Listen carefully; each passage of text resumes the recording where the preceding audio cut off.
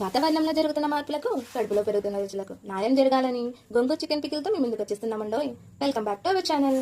ముందుగా గోంగూర చికెన్ పికిల్కి కావాల్సినది చికెన్. మాకు తెలుసు కానీ మ్యాటర్లోకి రమ్మంటారా? వచ్చే చికెన్ పికిల్కి కావాల్సిన పదార్థాలు: చికెన్, గోంగూర, అల్లం వెల్లుల్లి పేస్ట్, చింతపండు రసం. ముందుగా స్టవ్ పైన కడాయి పెట్టుకోవాలి. కడిగిన చికెన్ను వాటర్ పోయే వరకు కడాయిలో వేయించాలి. నీళ్ళు అన్నీ ఆవిరి అయిన తర్వాత స్టవ్ పైన ఇంకో కడాయి పెట్టుకోవాలి. ఆయిల్ వేయాలి. ఆయిల్ వేడైన తర్వాత చికెన్ బాగా ఫ్రై చేసుకోవాలి. తర్వాత అంటే కొంచెం నెర్రగా ఇలాగా ఫ్రై చేసుకోవాలి. ఆ చికెన్ ఫ్రై చేసుకున్న వాటిలోనే అల్లం వెల్లుల్లి పేస్ట్ కూడా వేసుకోవాలి. పచ్చివాసన పోయే వరకు ఫ్రై చేసి పెట్టుకోవాలి. అదే కడాయిలో గోంగూరను దగ్గర ఉడికే వరకు పెట్టుకోవాలి. కొంచెం పచ్చిమిర్చి యాడ్ చేసుకుంటే కూడా బాగుంటుంది. రుచికి సరిపడ్డ ఉప్పు, కారం యాడ్ చేసుకోవాలి. ఉప్పు కారం కలిసే విధంగా బాగా కలుపుకోవాలి. లాస్ట్లో చింతపండు రసం కూడా వేసుకోవాలి. బాగా కలుపుకోవాలి.